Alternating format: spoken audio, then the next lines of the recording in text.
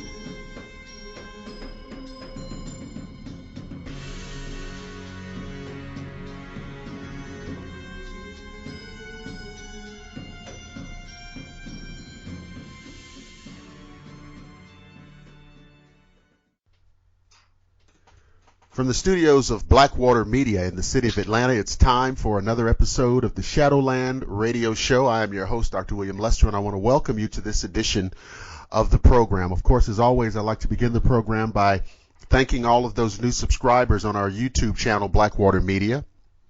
And I want to remind everybody, old listeners and new listeners alike, that the show can be heard on Google Plus, on our YouTube channel, Blackwater Media, or on our Facebook page. If you go to Facebook and just type in Shadowland Radio Show, it will come up and you can see all of the archived episodes, listen or download as an MP3. You can also listen and download at shadowlandradioshow.com.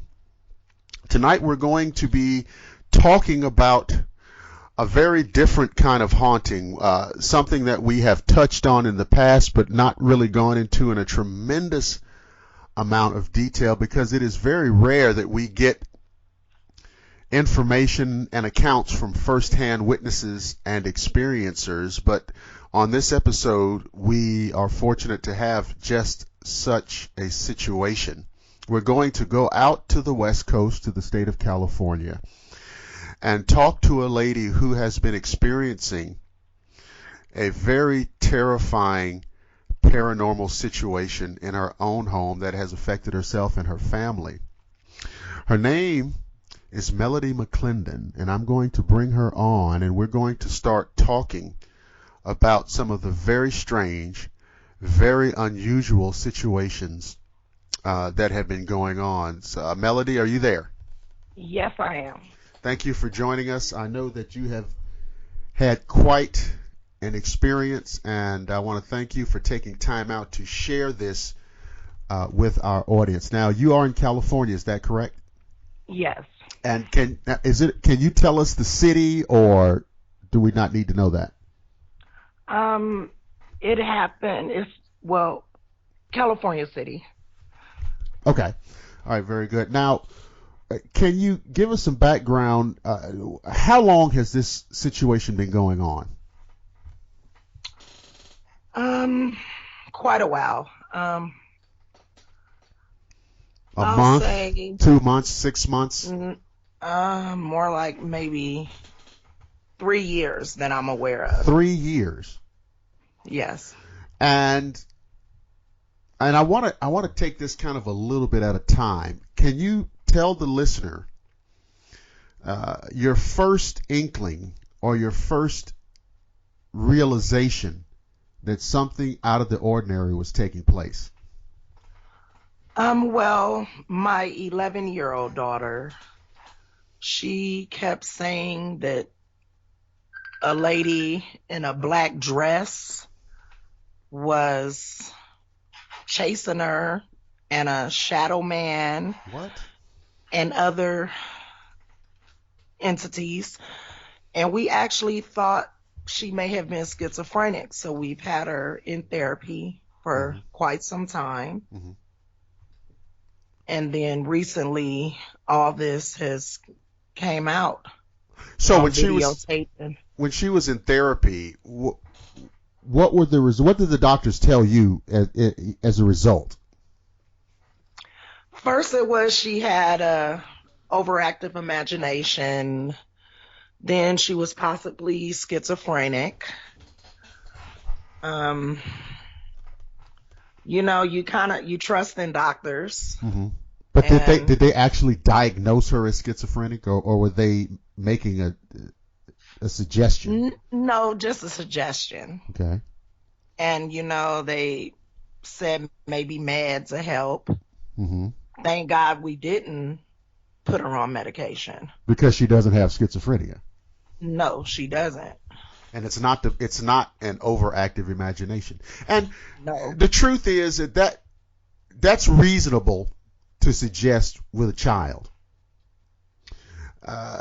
Even if it's not the case, I can understand people with a background like that to suggest that the child has an overactive imagination, imaginary people, imaginary friends, or what have you.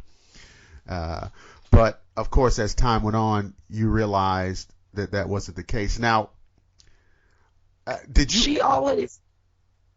She always was running, scared, crying, mm-hmm. looking around, looking at the walls, looking. I mean, she couldn't. It didn't matter if it was day, it was night. Mm-hmm. She was terrified. Mm-hmm. What she was saying. Did you? Now I can't imagine. Did you have a conversation with the doctors about what was going on? Because I can't imagine that they would be receptive to that. Not really. Just pretty much me and her grandmother was giving them insight of what she was saying and how she was acting. And I mean, we didn't see anything at the time. All I did was see was her behaviors. Okay. So at what point did the phenomena make its presence known to you? I would say when we stayed in Barca, we've been moving for at least 3 years, thinking every house we move in is haunted. Mm-hmm. When we were in Barca, well, no, I would say California City when I first moved out there. Mm-hmm. It was a lot of unexplained things happening in the house, and actually that house caught fire. Okay. It was strange things. I mean, even other people witnessed it, spending, when they spend the night at my house. Oh, so you're saying that visitors to your house had experiences? Oh, yes. Okay. In every house I've been in. Okay. Yes.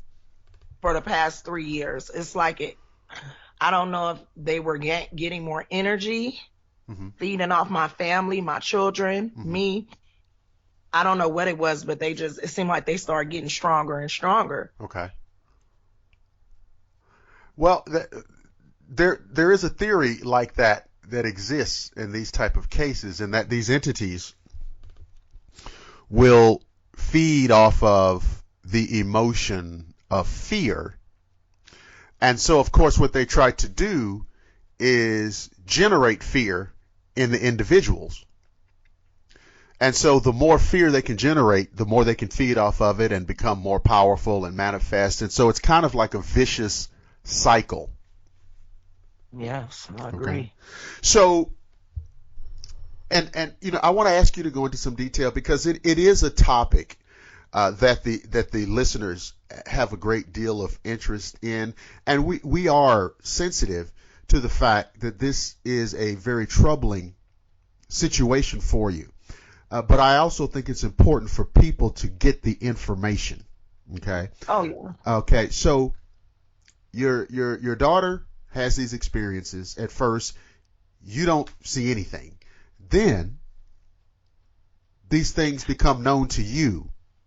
And then even people visiting your home over the years, like you say, moving from this house to the other house, even guests in your home are having experiences. And so, can you give some other examples of what you might have seen or what you might have heard or any other experience that you had that you can share with the listener?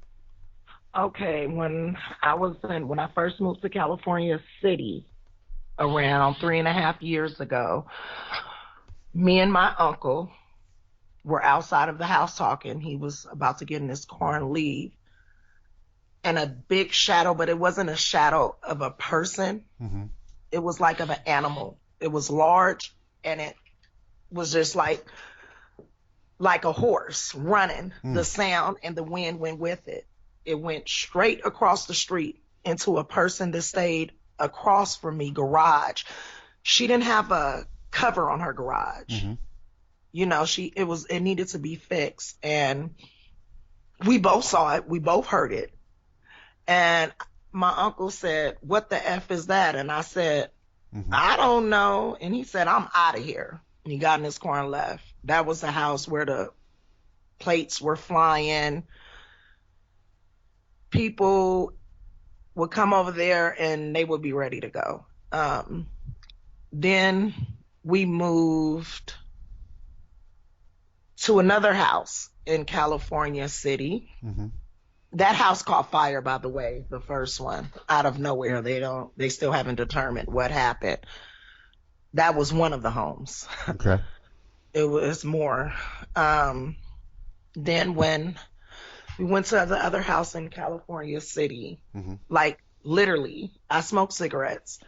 I could put a lighter down. A lighter flew up in the air in a circle, just up in the air, and then fell on the floor. I mean, I'm not going to lie. I thought I was going crazy.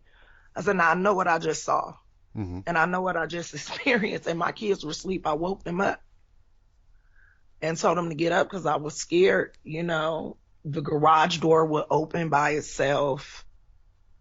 Was it electronic garage door or? It was electronic, but the electric part didn't work. Oh. Like something was lifting it up. Okay, just physically. Yes, physically. So then we decided to move out of there. We said, okay, it's a whole bunch of haunted houses in California City. So we decided to move to Barstow. Mm-hmm. Everything was fine at first. Then the things started occurring again. Once my baby, the 20-month-old daughter, was born, it seemed like that's when they just got stronger and stronger. We moved in a house with Barstow. The house stayed with flies. You know, and it was cold. It was wintertime. Flies shouldn't have even been out. It stayed like the ceilings covered with flies. The neighbors were aware of the situation. They were saying maybe I need a priest or something to come in there. You know, and that's very difficult to find help on that end. So one night my daughter, my 20-month-old, she was around 5 months old at that time. She sleeps in a bed with me and she was coughing like she was choking. And I woke up and I looked and it was a real tall shadow on her side of the bed, which was the left side. It was actually at the foot of the bed, just staring, and she was choking. I didn't get to her at first.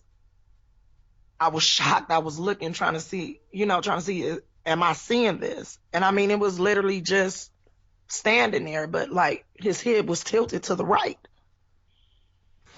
And then it just vanished. I grabbed her. And that's when the kids, they started experiencing things. I was trying to keep them calm. I'm like, oh, it'll be okay. It's just your imagination. But I knew something was wrong. Right. You know, my daughter Trina was saying the lady in the black dress was telling her to kill her little sister. What? And if she didn't kill her, that the lady in the black dress was going to kill me and her little sister. So it was a lot going on. One of my nieces, Jada, she experienced it because she was living with us at the time. So I decided to move out of there. So I moved out of there, went to Lancaster, stayed there for 4 months. the house blew up. You mean it exploded? Literally blew. Yes, exploded. Fortunately, we were gone. It exploded, but before then it started again. My little baby toys was coming on by itself, like the little, like they have the little scoot toys. Mm-hmm. You have to push the buttons for them to come on. Right. I mean, they were just coming on. She was always pointing at things, that wasn't there. House, we left, came back, fire department was there, house exploded. Did they ever give you any explanation? Was it gas leak or? They said gas leak from an appliance, I believe the stove. Mm-hmm. But I mean, it was fine. And I mean, I can understand. I mean, I gas leaks happen, but I mean that a gas leak does not mean that it's going to blow up. No, it blew up. They had the bomb squad out there. It blew up. So then that forced me to go into a room. I was forced to go into a room with my kids. Mm-hmm. And then I got found a place in California City. And that's when it just got real bad. That was around 2 months ago. I started noticing the baby talking and things were flying. When I took the first picture, a bag flew off the dresser. And I knew it wasn't no wind. I knew the cooler wasn't on. I knew it wasn't normal. The baby was on her way to the room with the kids. She was knocking on the door, but when the bag flew, she turned around, went by the dresser, and she was like talking, not actually talking like cooing. You know how babies are. They don't say full sentences. Right. And some told me take a picture. I took a picture, and I saw another child standing by her. Oh, no. And I'm looking, I'm like, no, I'm not going crazy. So then I started taking pictures. I continued to take pictures. Every time she seemed like she was interacting with something or running from something, I began taking pictures. First, they were coming up in the pictures. Then they start coming up, like, in our face, where it was no camera. Like, they were portraying to be doubles of her. Okay. So, yeah, I mean, my son actually chased one of them, thinking it was her, and I was telling him, and I got a picture of that too. I caught a picture of that, and I was telling him, hold on, because I didn't want him to pick up the wrong one, because I thought they were spirits. That's what I thought. Right. And I mean, he actually went for the wrong one. He actually picked up the wrong one and just disappeared, and she was right there by his leg, and I have a picture of that. And it was just, and it caught both of them on the camera. Then it went from pictures being, when I start taking more pictures, they were portraying to be like fairy tale princesses on the pictures. Right, like in a storybook. To lure my child in. Yes. Like to gain her trust or something. And then they just started portraying, I guess, to be what they really were. And she started getting scared. I was taking her back and forth to the hospital. They thought it was insect bites, but it wasn't healing. Her hair still hasn't grown back. And now you're saying they were biting or scratching her? What was going on there? I don't know. See on the video, one of the entities at the bottom of the stroller, it was making with his arm a circular motion on the side of his head. That's what my daughter was doing. And right where she was doing that, like sores start coming on her head. And they kept giving me medicine for saying insect bites. I said, well, what type of insect is biting her? They said it's probably spider bites. But they kept coming back. They wasn't healing from the antibiotics. And then that's when I caught that thing on videotape at the bottom of the stroller doing the same motion she was doing. By the way, let me tell the listeners, of course, while the listeners are listening to the program, they will see a slideshow of photographs, because you have provided me with many photographs, and they are actually running while this show is playing. However, the listeners can also go to the Shadowland Radio Show Facebook page and view the video. So if you're listening, you can also jump over to Facebook and see the video. You will not have to scroll down very far at all, and just click on that video and see some of what we're talking about. Go ahead, Melody. I took her to the hospital as soon as I realized the video. Actually, I took that video earlier that day. Okay. I never watched it because pastors were coming to my house to bless it the next day. And I said, you know what? I have enough stress. I doubt I'll find anything in it anyway. So I never watched the videos until I did what the pastors directed me to do. They said, open the Bible up to Job while she's sleeping. And I had a Catholic cross, the kind it's like made out of brass. Okay. And it came from a Catholic church. It was in a Catholic church for over 30 years, being blessed over. And I put it on her back as she laid on the couch. I went to use the bathroom, and it sounded like my trailer was being kicked in. So I panicked. I thought somebody was breaking into my house. I ran out the bathroom, and the cross was on the floor, broken in half. And once I saw that, I said, I'm dealing with something more than spirits. I'm dealing with something evil. And that's what made me watch the videos. It was around maybe 2:45, 3 o'clock in the morning. Okay. Close to them hours. And when I watched that video, it was,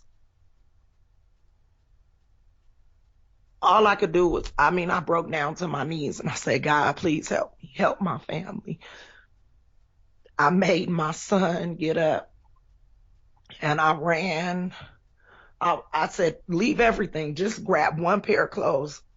I ran, I picked up my other daughter at my niece's house. I showed everybody the video. I was in a panic. I said, I got to take her to the hospital. I don't know what them things did to my baby head. I went to the hospital hysterical. Of course, they thought I was crazy. I said, look, I have it on video. You can see it yourself. They called Lancaster sheriffs on me. Around 6 sheriffs came up to me. I showed them the video, and they told the hospital, let her kids be seen and let her go get her exorcism or whatever she has to do with the church. And the hospital wasn't satisfied with that because they never watched the video. They just automatically assumed I was nuts. So they called Children's Services on me. Even after the police said? Yes. Okay. Yes. Well, I don't know. Well, let me just put this out there. You had the video. The police saw the video. Yes. And they were satisfied that you were not responsible for whatever the injuries or trauma to the child. Yes. Okay. And it wasn't even trauma or injuries. That's the sad part. But I think for the hospital, I have to say this. For the hospital to see all that, because like you said, they're interacting with the police, and they do all the time. For them to dismiss that part of it and continue to pursue it by calling the child services or whatever, I think it's disgraceful. Yeah. But go ahead. I'm sorry. Okay. And after that, they called LA County. But remember, I live in Kern County. So Antelope Valley Hospital, they called Children's Services on me told them that I saw demons coming out of my daughter's stroller and her head, which I didn't say coming out of her head. So Children's Services came with the Sheriff's Department to my aunt address that lives in Palmdale, in their county, with the Palmdale Sheriff's Department, not the Lancaster who came out. Palmdale Sheriff's Department came with the worker. My aunt explained to them, I don't live there. She lives in Kern County. So in return, she spoke to me. She saw pictures of the kids, saw everything, and she said she was going to close the case, but she didn't do that. She transferred it, made a referral out to Kern County. So around 2 weeks ago, the CPS worker showed up with a sheriff, viewed the videotape. They were shocked. The sheriff actually said after seeing the videotape, he doesn't need to be here no more because there's no harm. The CPS worker, she was like, well, did you get your kids exercise? That's the only thing we're worried about. You're going to get to a religious person or that's going to hurt the kids because of the incident. I said, no, I didn't. I said, but my faith is my faith. I mean, you seen what you saw in the videotape. She said, yes, they both seen it. I mean, there's no denying when you watch it. She saw it. So she said she was going to close the case. She wanted a few recommendations from pastors that I do volunteer for the community or whatever.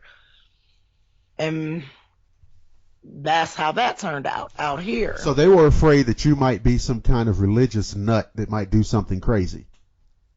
Pretty much. Okay. Like I would get a hold to the wrong pastors that'll try to exercise all the children. And like I told her, if the kids need to be exercised and if it's something wrong, you're stepping on religious grounds, period.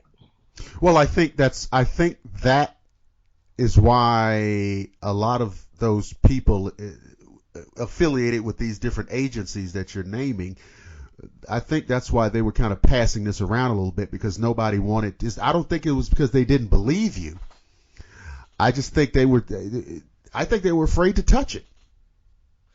Yeah. And I mean, and then she asked, did it was only voluntary if I wanted to voluntary drug test or voluntary this. At first I said, yeah. And then I thought about it. I called her back and I said, you know what? I'm not doing anything wrong. I'm a victim, period.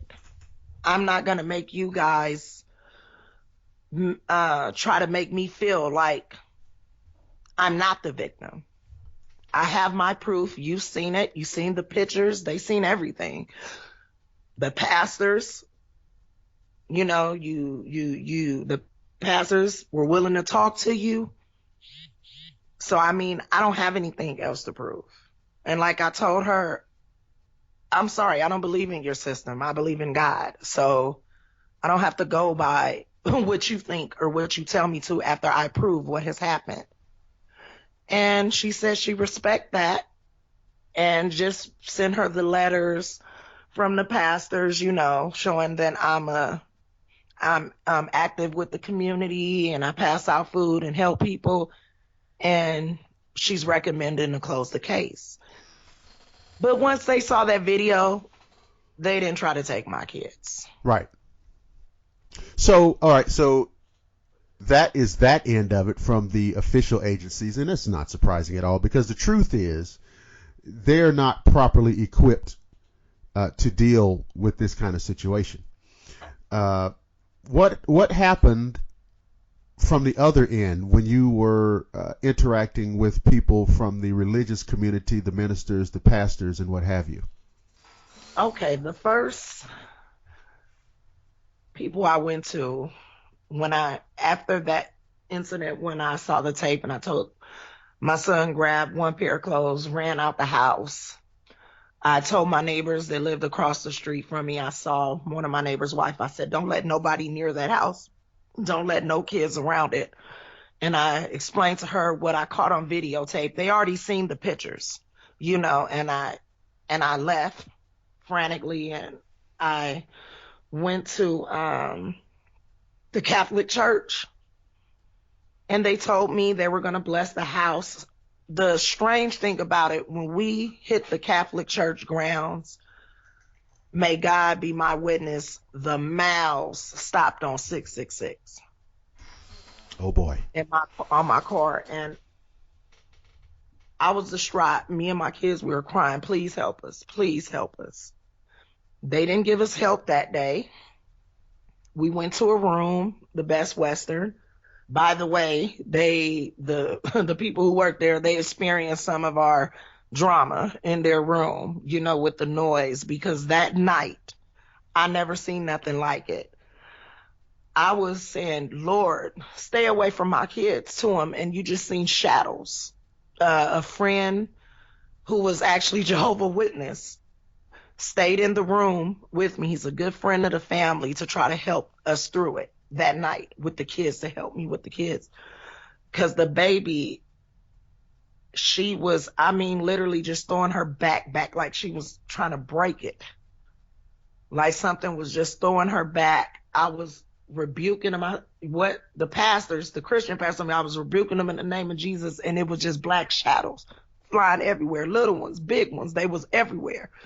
My kids was terrified, even though the man said he wasn't scared. You could tell he was scared.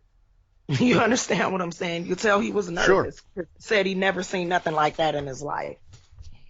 And it was traumatizing. So I went back to the Catholic Church that morning, like I was directed, because the owner who I was renting from, he called up there and said, look, this is what's going on with my tenants.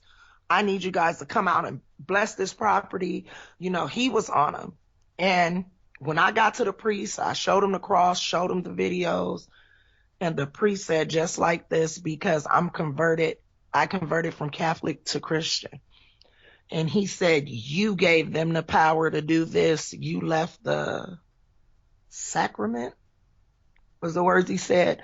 He said, now you make sure you're here tomorrow for mass, and you make sure you confess all your sins to me for God to hear you.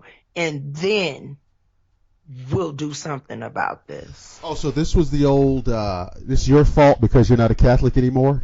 Yes. It's ridiculous. Pretty much. It wasn't no clearer. After I left there, me and the kids were still, we didn't know what to do. Because I was so hurt. I was like, we have no help. No one wants to be around us. I ran into a Christian pastor, Cliff. And he set me down. My aunt came from Palmdale, she worked for the sheriff's department, and she's a retired correctional officer. She shot from Palmdale, came with us.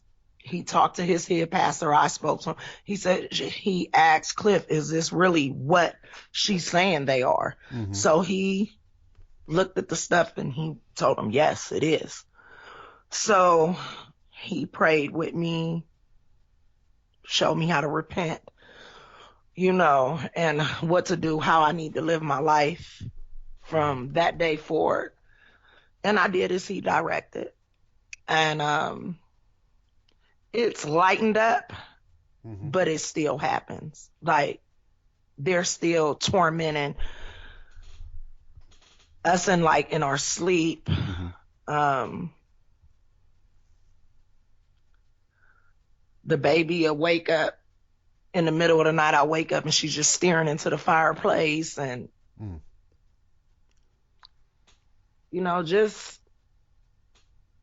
haven't had a good night of sleep in over a month. I'm gonna let you know that. Okay. Constantly watching my kids. These things are not make believe.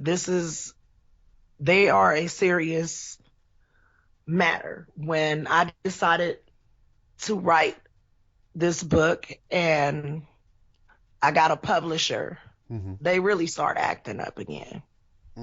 I had to gas again from one of the heaters leaked, and I had to call the fire department out. Wow. In the new house I'm in. Before that, a voice in my head said that night, don't turn on the heaters. And I didn't. My daughter said, well, let's turn on the heaters, the big heaters, because we have two of them. I said, no, we're going to plug the plug up in tonight. She's like, why? I said, because something in my head told me not to. We went to sleep. God is my witness, and knocked on my door 3 times, woke all of us up because we stay in the living room together now. Okay. I woke up, I looked out the window because I didn't have blinds at that time. I just moved in. I left mostly everything at my old house. I was scared to take anything with me. And I looked out, I saw a face, but I'm telling you, I can't, the face was so bright, I can't tell you what the face looked like, but it just like, it was gone. I looked at my gate was still closed. I said, well, whoever it was moved fast. I'm going to be truthful. I thought it was them playing games, but I'm not quite sure about that anymore. I don't think it was them, because when I woke up, my baby was, I can tell she was being tormented, and I started doing a child deliverance, rebuking him. And we heard the door to the kids' room like just bang. And actually and I even have the managers of where I'm at now, they'll tell you, they stay next door. It ripped off the hedges of the top of the door. That noise as I was doing the child deliverance. And my daughter, they were up by then. They were scared. The knock woke them up. Everything that was going on was they heard the door come off the hedges. They were scared. They were up. And she tried to turn on the stove. She did actually for a second. And a voice said, turn it off. And I told her, turn it off now. Some said, turn it off. And as soon as I said that, the house reeked of gas. I called the fire department. And it sure was. It was gas. The gas company came out the next morning. He said, I don't know how. I just checked the heaters because he was just there the day before turning on the gas. And he said it was a screw loose at the top of the heater, but that screw wasn't loose when he was just checking out all the appliances. The screw was loose, but he said he can't understand how the gas filled up in a house that quick. He said that should have took ages. And this happened 2 weeks ago. So you've had the gas company out there. You've had the fire department out there. Yes. And what do you have landlords, right? What do they say? Oh, they already know the situation. They saw the videos. I mean, they know what's going on. They know what's happening, what's been going on. They're actually very supportive to me. And tell us about your interaction with your publisher. What is, you mentioned, you and I have talked about it, and you just mentioned it a minute ago, that you have written these experiences down, and it will be a book. So what is the story behind the publisher? What's going on with all that? Well, I have a publisher. Everything's going smooth. They actually, I picked the designs for my book cover today. I mean, the publisher is very anxious. They can't wait to put the book out. They can't believe it. Like when you see the pictures and you see the videos, like my publishing consultant, Dave Beaver, he's pretty much been with me every step of the way. The experiences, he listens, he's ready to expose these things, period, himself. And like you say, my family stays in his prayers, mm-hmm. But it's just, I don't even know how to explain it. What are you calling the book? What's the title going to be? The Demons Amongst Us. Okay.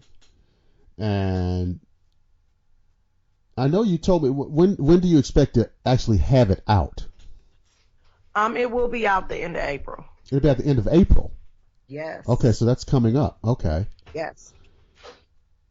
So, and you can, and it's, can you want to, you can give the name of your publisher. It's okay, because we definitely want to promote the book so that people can go out and get the information. It's Zyrus. I have a hard time pronouncing it. Okay. What is XI? Yeah, XY. XY. BRIS, I Okay. believe. Okay. Look, I can't really. It's on my notes. But that's the publisher, and they're expecting demons amongst us. Yes. And at the end of April.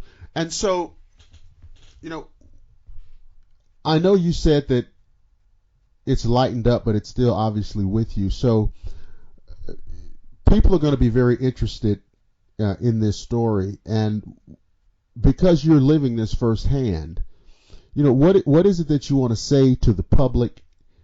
What is it? You know, there may be people who are listening who are inclined to think that it's all imagination, or maybe, you know, we're making this up, or whatever. Of course, there are other people who take it very seriously, and, you know, so what do you want to say to everybody? All I can tell you, the devil is a lie. They want you to believe it's imaginary. They want you to believe they're not there. They want, as long as people don't believe, they have an advantage over you. Always remember that. They're sitting in the corners of your house. They're starting chaos. They have your boyfriend, your husband, and your wife, your kids acting like animals, arguing, rebelling, doing things that is all evil. There's no love in them. I'm letting you know that now. They're evildoers. They only know hatred.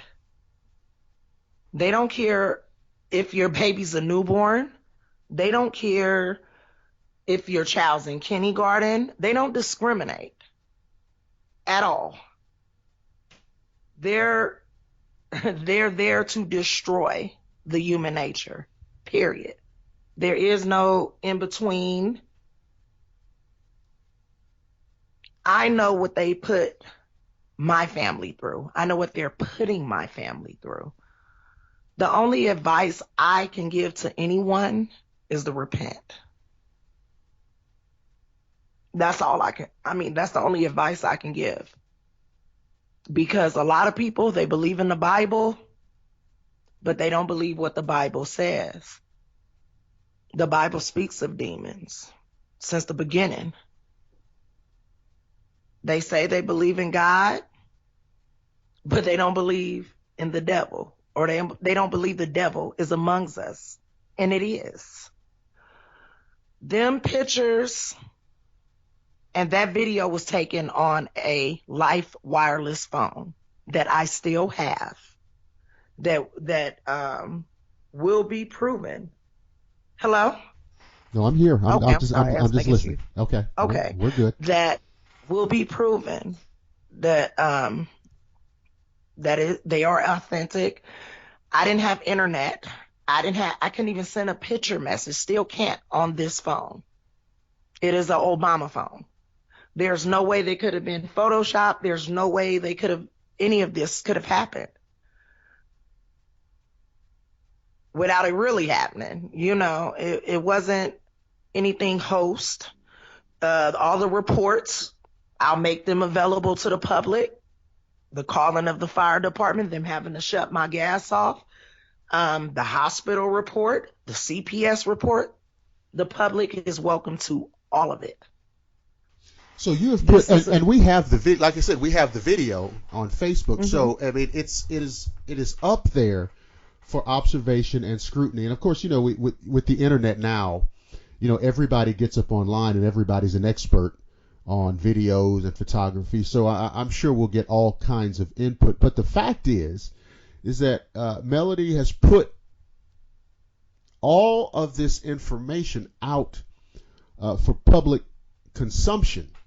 So there's no piece of this that's being hidden or withheld for people to observe, right? Oh, yes. I want the world to know what we're dealing with. Because as long as the world doesn't know what we are dealing with, they are going to consume us. That's why all this is happening. This is all happening because the world is in denial. Wow. Do you think demons, why would they portray to be, to my child, fairy tale creatures? Why would they portray to be all these different things that they're not? Looking like aliens.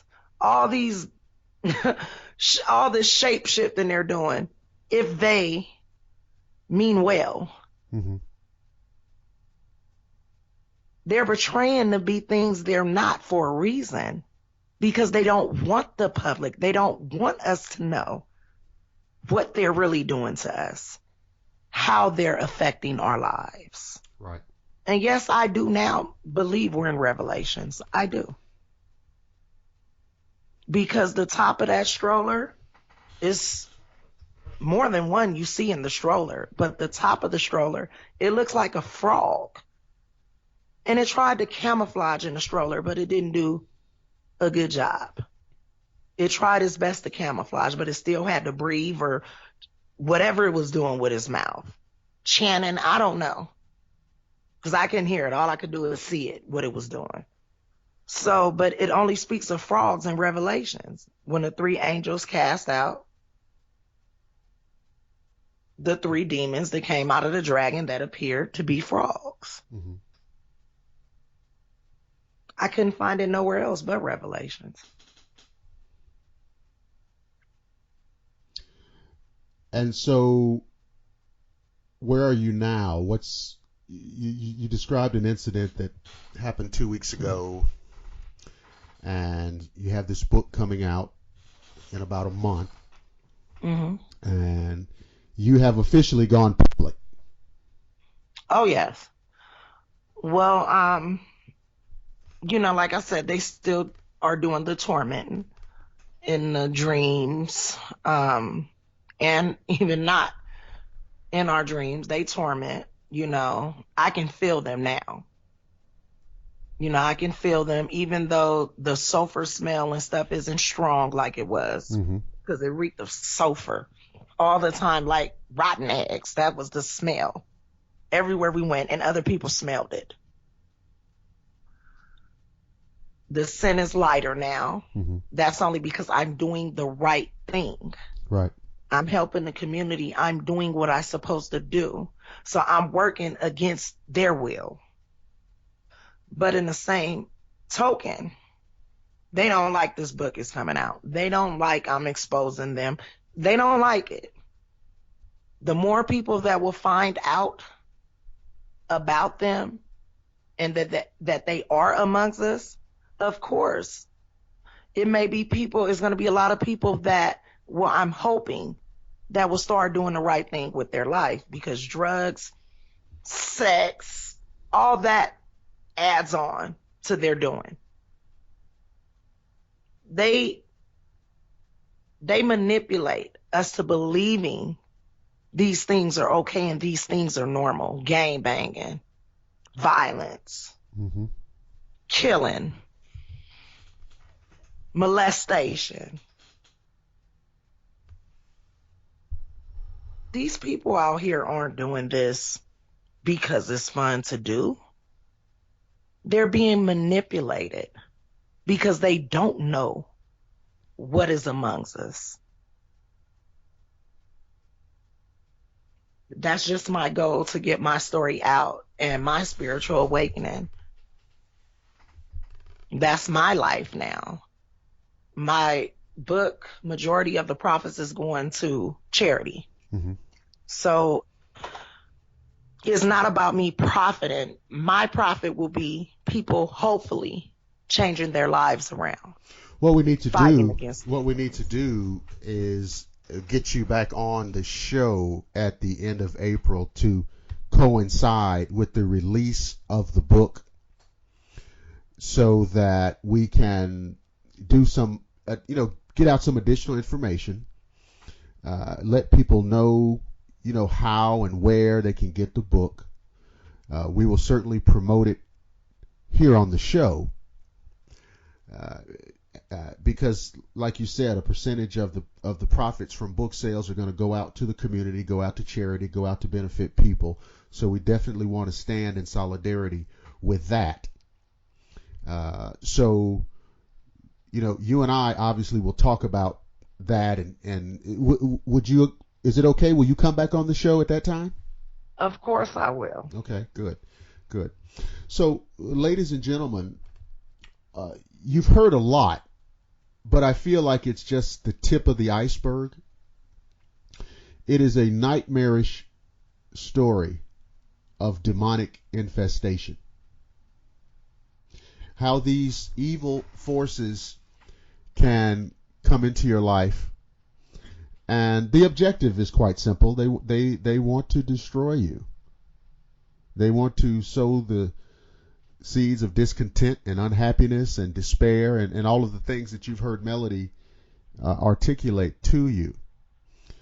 And so I hope that you have taken something away from this. We've touched on these types of things here and there on this show before, but I thought it was very important to bring this first-hand account to you. This is not something that somebody told somebody else, and now they're telling us. This is a first-hand account. This lady has experienced these things. She's chronicled this in a book, Demons Amongst Us, out at the end of April. We'll have her back on at that time to catch up and to make sure that this book gets out there for you. We're going to close the show out now, and I definitely want to thank Melody for being our guest and sharing her story, and we're certainly going to continue to send out our best wishes and hopes to her and her family. I want to remind all of you that our program can be heard regularly. The episodes, once they are released, they're all on demand, so you don't have to watch the clock or watch the calendar. You can listen on our YouTube channel at Blackwater Media, or you can just type our name in, Shadowland Radio Show, once you get up to the YouTube search engine. Same thing for Facebook. Just type in Shadowland Radio Show. You can go to the Facebook page, which is where this video we've been talking about can be viewed, by the way. As you're hearing this, you can view this video on Facebook. You can also hear the show on Google Plus and also ShadowlandRadioShow.com.